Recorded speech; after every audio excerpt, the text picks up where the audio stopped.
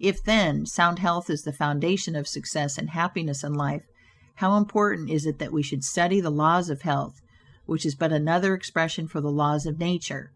The nearer we keep to the laws of nature, the nearer we are to good health. And yet how many persons there are who pay no attention to natural laws, but absolutely transgress them, even against their own natural inclination. We ought to know that the sin of ignorance is never winked at in regard to the violation of nature's laws. Their infraction always brings the penalty.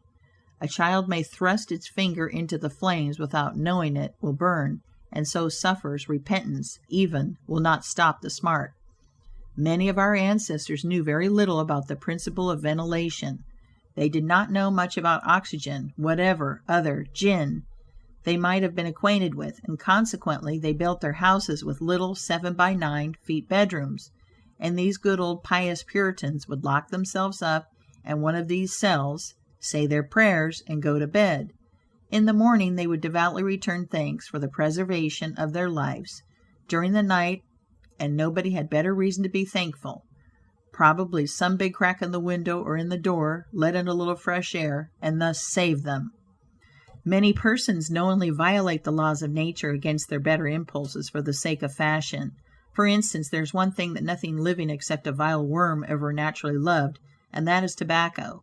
Yet how many persons there are who deliberately train in a natural appetite, and overcome this implanted aversion for tobacco to such a degree that they get to love it. They have got hold of a poisonous, filthy weed, or rather that takes a firm hold of them.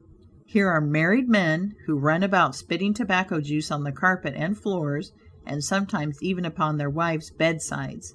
They do not kick their wives out of doors like drunken men, but their wives, I have no doubt, often wish they were outside of the house.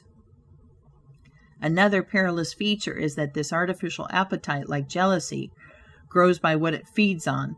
When you love that which is unnatural, a stronger appetite is created for the hurtful thing than the natural desire for what is harmless.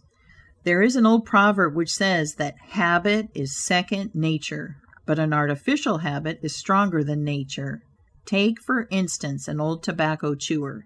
His love for the quid is stronger than his love for any particular kind of food. He can give up roast beef easier than give up the weed. Young lads regret that they are not men. They would like to go to bed boys and wake up men. And to accomplish this, they copy the bad habits of their seniors.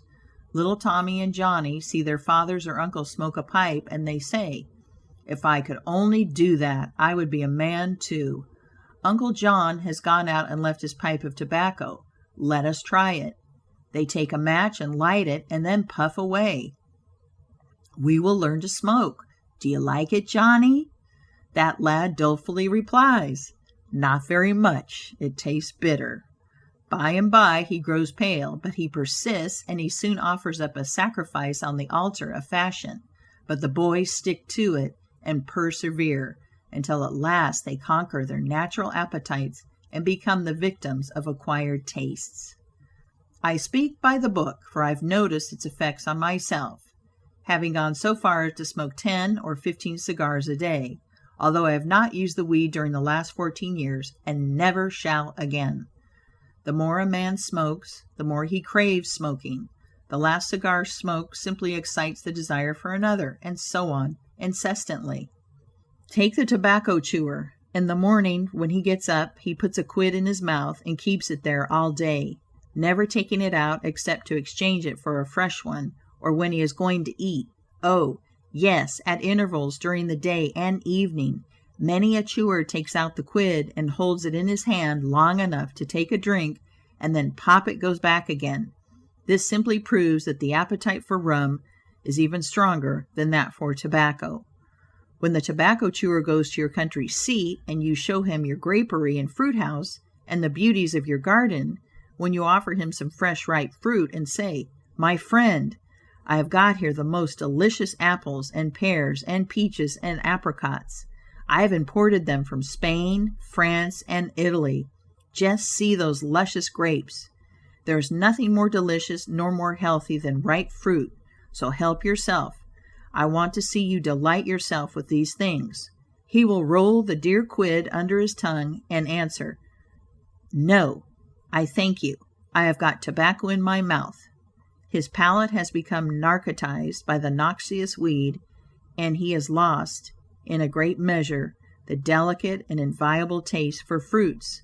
This shows what expensive, useless, and injurious habits men will get into. I speak from experience. I have smoked until I trembled like an aspen leaf. The blood rushed to my head, and I had a palpitation of the heart, which I thought was heart disease, till I was almost killed with fright. When I consulted my physician, he said, "Break off tobacco using."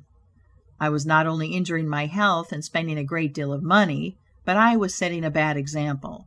I obeyed his counsel. No young man in the world ever looked so beautiful as he thought he did behind a 15-cent cigar or a meerschaum.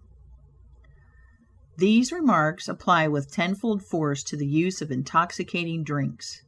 To make money requires a clear brain. A man has got to see that 2 and 2 make 4. He must lay all his plans with reflection and forethought, and closely examine all the details and the ins and outs of business. As no man can succeed in business unless he has a brain to enable him to lay his plans and reason to guide him in their execution, so, no matter how bountifully a man may be blessed with intelligence, if the brain is muddled and his judgment warped by intoxicating drinks, it is impossible for him to carry on business successfully. How many good opportunities have passed, never to return, while a man was sipping a social glass with his friend? How many foolish bargains have been made under the influence of the nervine, which temporarily makes its victim think he is rich? How many important chances have been put off until tomorrow, and then forever, because the wine cup has thrown the system into a state of lassitude, neutralizing the energy so essential to success in business? Verily, wine is a mocker.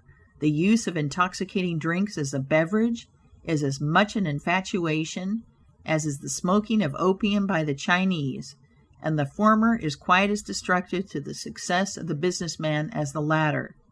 It is an unmitigated evil, utterly indefensible in the light of philosophy, religion, or good sense. It is the parent of nearly every other evil in our country.